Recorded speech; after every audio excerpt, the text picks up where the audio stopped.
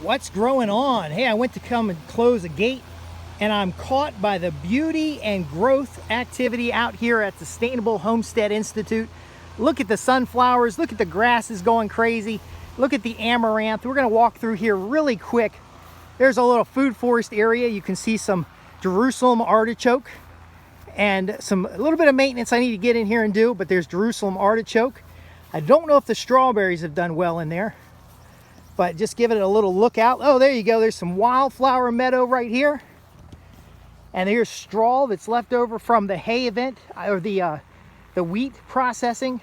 Now this vegetative strip, I don't know if you can see it, but there's a lot of beneficial insects flying around in this vegetative strip. Maybe it can come down. I need to get over here when it's not so hot. I've been working on some other things lately. And look at this.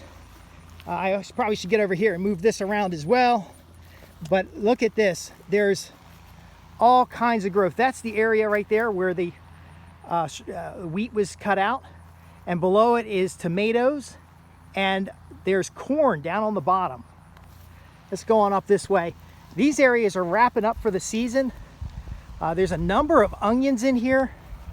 And the squash, I don't see that, but look at these onions. These are beautiful onions. Oops, getting a little shadow in the camera here.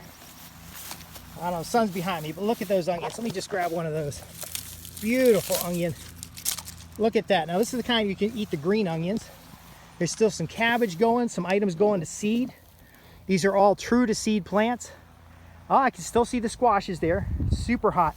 Look how everything is mulched. Looks like there's some eggplants in here that have been mulched out.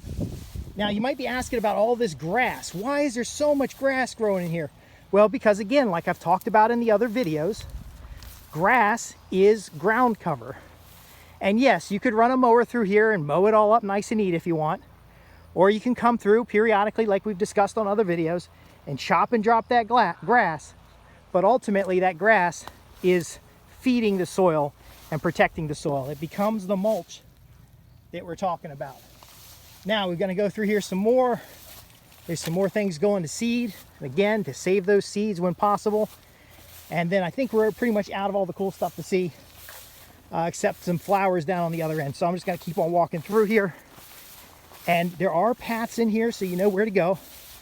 And we're going to end with these flowers over here. Look at this. Look how fast that grass grew up. Oh my gosh, look at that.